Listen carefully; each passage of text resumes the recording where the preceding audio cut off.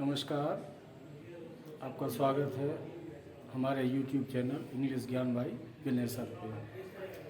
हम लोग लगातार ट्रांसलेशन सीख रहे हैं और आज भी मैं आपको सिखाने जा रहा हूँ।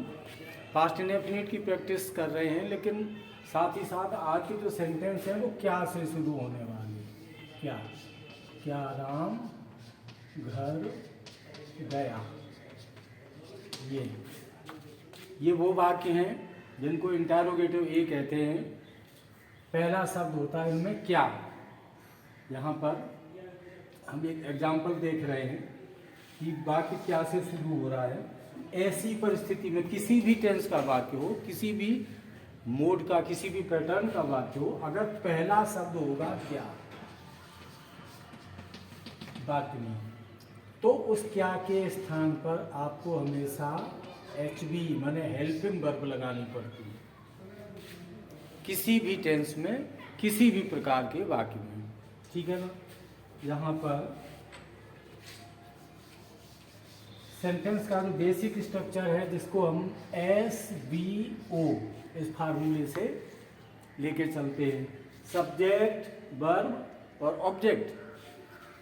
अब चूंकि ये वाक्य क्या से शुरू हो रहे हैं, तो इन सब में क्या करना पड़ेगा, SVO के आगे आपको H लेनी पड़ेगी। मीन्स सबसे पहले हेल्पिंग वर्ब लगाएंगे, फिर सब्जेक्ट, फिर वर्ब, फिर ऑब्जेक्ट। इस प्रकार से एक सेंटेंस देखते हैं यहाँ पे, क्या तुम खिलाड़ी हो। प्रेजेंट में इज, आर, एम, इन तीन में से एक वर्ब हमें लेनी है, और वो भी आगे। क्या के लिए, ये तुम के साथ आर। ठीक है, आर ले लिया हमने। अब हम लेंगे सब्जेक्ट, तुम, यू। अब कितना बचा, खिलाड़ी, RU ए प्लेयर।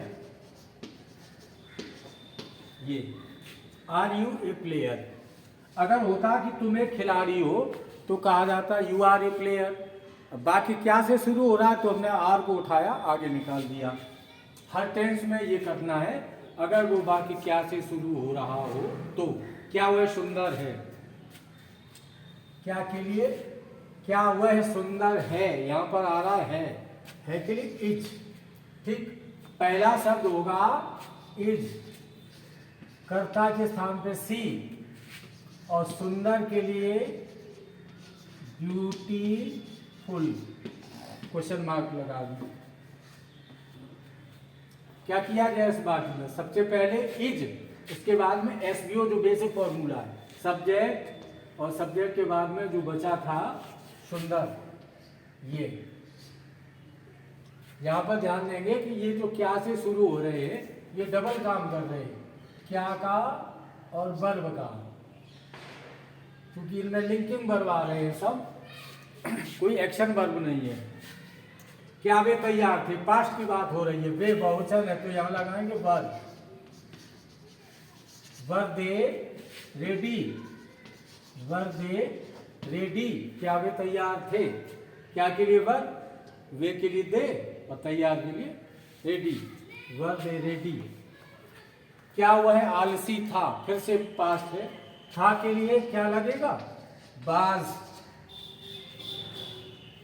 क्या वह आलसी था, सबसे पहले बार लगा देंगे, बाज पुरुष है तो ही। आलसी के लिए लेजी, बाज ही लेजी।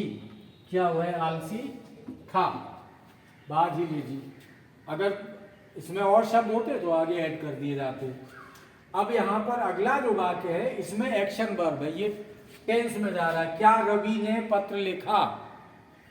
ये सेंटेंस लिखा, लिखने का काम हो रहा है। ऊपर वाले चार वाक्यों में केवल इंफॉर्मेशन है, नो एक्शन, कोई काम नहीं। नीचे के तीन वाक्य आप ध्यान से देखेंगे तो इन तीनों में कुछ न कुछ काम हो रहा है। दरअसल ये तीनों पास्ट इंडेफिनिट से बिलोंग करते हैं। अब हम क्या करेंगे इनके लिए, अभी जो चार सेंटेंस हमने लिए उनमें तो इंफॉर्मेशन दी जा रही थी, हमने मेन वर्ब को ही आगे निकाल दिया।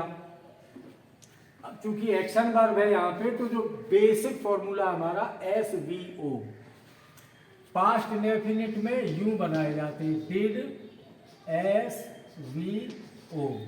पहले डिड लगा देंगे, फिर सब्जेक्ट, फिर वर्ब, फिर ऑब्जेक्ट। और ध्यान दें, जब वी पे कोई चिन्ह ना लगा हो तो उसका मतलब होता है V1, first form of the verb will be used here.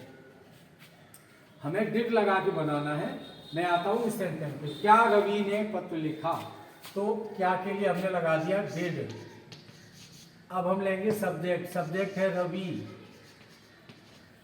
उसके बाद में वर्ब, वर्ब है राइट, लिखना, राइट।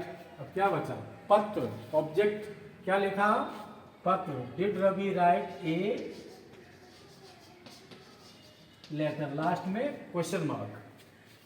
क्या रवि ने पत्र लिखा, did Ravi write a letter.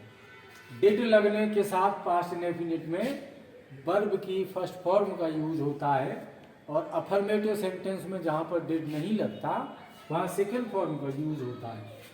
क्या शीला बाजार गई, अब पुनः हम डिड लगाएंगे, पहले डिड, और डिड के बाद में सब्जेक्ट। सब्जेक्ट क्या है, शीला, डिड शीला। वर्ब जाना, गो, गो के बाद टू, कहाँ गई, मार्केट। ये did Sheela go to market, क्या शीला बाजार गई। अगला वाक्य है, क्या हवा धीरे धीरे चलती थी, ता था, ती थी, ते थे। ये भी पास्ट इंडेफिनिट होता है। जिन वाक्यों के अंत में ता था, ती थी या ते थे आ जाए वो वाक्य पास्ट इंडेफिनिट के होते हैं। यहाँ देख के पता चलता है, क्या हवा धीरे धीरे चलती थी। अब यहाँ फिर से हम लगा लेंगे डिड। अब हवा के लिए द विंड, हवा चलने की वर्ब है blow, did the wind blow. अब एक मीनिंग आ रही है इसमें, एडवर्ब है धीरे धीरे, इसके लिए लगाया जाएगा स्लोली। दो बार नहीं लिखना है, एक बार लिख देंगे स्लोली। ऐसा नहीं कि स्लोली स्लोली, नहीं, स्लोली एक बार एडवर्ब लगाएंगे और उसी से हमारा काम चल जाएगा।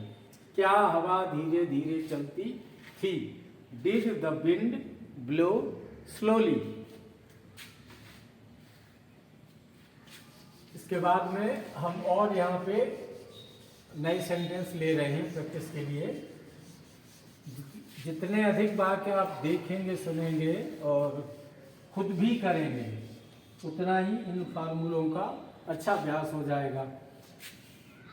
यहाँ पे सेंटेंस है, क्या सूरज पूरब में निकला, क्वेश्चन मार्क। क्या सूरज पूरब में निकला, लास्ट में देखेंगे निकला, आ की ध्वनि है, आ की ध्वनि। इसका मतलब टेंस कौन सा हुआ, पास्ट इंडेफिनिट। सामने लिखा हुआ फार्मूला यहाँ भी अप्लाई किया जाएगा। क्या के लिए हम लगाएंगे डिड। इसके बाद में नंबर 2 पे क्या है, सब्जेक्ट। सब्जेक्ट कौन है, कौन निकला, सूरज। यहाँ भी टिक लगा दिया हमने, डिड द सन। तीसरा वर्ब चाहिए, और हिंदी के सेंटेंस में वर्ब हमेशा पीछे होता है। हमने यहाँ भी टिक कर दिया ताकि पहचान सकें कि कितनी मीनिंग हम लगा चुके। निकला, rise, B1 first form, rise माने निकलना, रोज नहीं लिखेंगे। अब बचा पूरब में, इसकी मीनिंग लगेगी in the east, question mark. क्या सूरज पूरब में निकला, did the sun rise in the east. अगला वाक्य,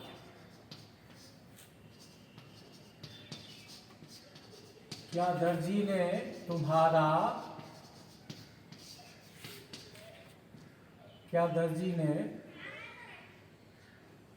तुम्हारा स्वेटर सिल दिया, सिल दिया। देखने में थोड़ा सा बड़ा लग रहा है, कोई बात नहीं। क्या दर्जी ने तुम्हारा स्वेटर सिल दिया, उसी क्रम से आप मीनिंग लगाइए, इस क्रम से। जैसे मैं लगा रहा हूँ, देखते चलिए। क्या के लिए, डिड सब्जेक्ट किसने सिला, दर्जी ने, तो यहाँ भी टिक करेंगे, did the tailor, TAILOR, tailor. अब वर्ब है सिलना, स्यू, स्यू माने सिलना, सिल दिया, ये भी हो गया सिलना। डिड द टेलर स्यू, क्या दर्जी ने सिल दिया। अब सिला क्या है, तुम्हारा स्वेटर, योर स्वेटर, इस तरह से योर स्वेटर। और ये सेंटेंस हमारा कंप्लीट हुआ। क्या वे बीमार हैं, क्या वे बीमार हैं, ये बाकी फिर से मैंने नेचर बदल के यहाँ पे रखा हुआ है, क्या वे बीमार हैं। इस सेंटेंस में केवल सूचना दी जा रही उनके बीमार होने की, वो भी प्रश्नात्मक भाव में, और यहाँ कोई काम नहीं हो रहा है। ऐसी परिस्थिति में क्या होता है कि क्या वाले सेंटेंस के लिए ये दो जगह का काम करता है, क्या और हैं, क्या और हैं। एक ही शब्द आगे रखने पर, वर्ब को आगे रखने पर वो क्या का अर्थ भी देती है और हैं का अर्थ भी देती है। जैसे आर, दूसरा वे, तीसरा बीमार, सिक, या इल भी लिख सकते हैं। आर दे सिक, क्या वे बीमार हैं।